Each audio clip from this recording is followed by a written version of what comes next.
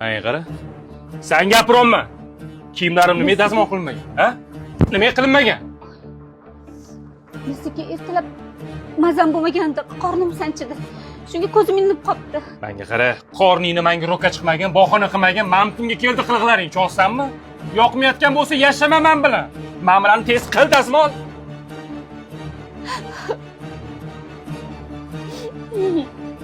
Oyijon, tezroq keling. Ozgina sabr qilsangiz, bu holatim ham o'tib ketadi. Menga qara.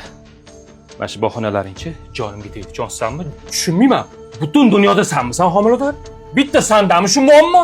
Ha? Sen qiynalyapsanmi faqat? Ana, keldilar. Bir pas yetkazdim hamma gaplarni. Nima bo'ldi?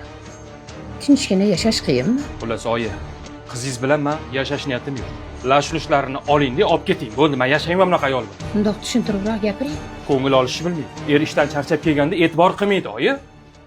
Bitta bu homilador. Oddiy ish bo'lsa bu. Nima? Oddiy ish? Siz bolani dunyoga keltirishni, uni 9 oy qornida ko'tarib yurishni oddiy ish deb o'ylayapsizmi? Bunaqangi paytda ozgina sabr qilish kerak. Sochlarining to'kilishi, yuzlarga dog'lar tushishi, tanani ishishi. Bu paytda hech qanday dori-darmonlar ichish mumkin emas. Bolaga zarar bo'ladi. Ayol mana shu davrda faqat chidaydi. Xohlagan narsasini yeya olmaydi. Xohlagan narsasini kiya olmaydi. Odamlarning ko'ngliga tegmasin deb barcha ayollar bu davrda hammasini ichiga yutadi. 9 oy farzandi uchun ona o'z tanasini qurbon qiladi. Bola, bilasizmi? Bu paytda ayol qancha depressiyani boshidan o'tkazadi. To'g'riqdagi og'riqlarni aytmaysizmi? Siz buni tasavvur ham qila olmaysiz.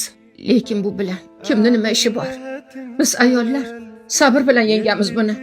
Chunki biz bilamiz, farzandimizni ilk bora qo'limizga olganimizda, uni nafas olishini, hidini his qilganimizda bu qiyinchiliklarni hammasini unutamiz. Bola, sizni ham onajoningiz bor. Sizni ham qiyinchiliklar bilan dunyoga keltirgan. Hamma ayollar mana shu davrda faqatgina erini dalda berishini, tushunishini va mehr berishini xohlaydi. Mayli. Olib ketsam olib ketaveraman. Oilani buzilishi oson. Uni tiklash qiyin. Yur ketdik qizim. Oyi, to'xtang. Hurmatli o'g'illarim, shuni unutmangki, oila muqaddas maskandir. Oilada o'zaro munosabatlarda o'zaro hurmat bo'lsa, baraka bo'ladi, baxt bo'ladi, quvonch bo'ladi, tinchlik, xotirjamlik bo'ladi.